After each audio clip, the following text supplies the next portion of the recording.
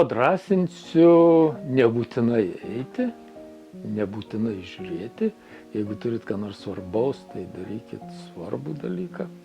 Menas šiais laikais yra toks visiškai bevertis ir niekam nereikalingas. Kaip ir visa senoji kultūra, taip sakant, jinai, kam jos reikia. Bet jeigu norite, darykit.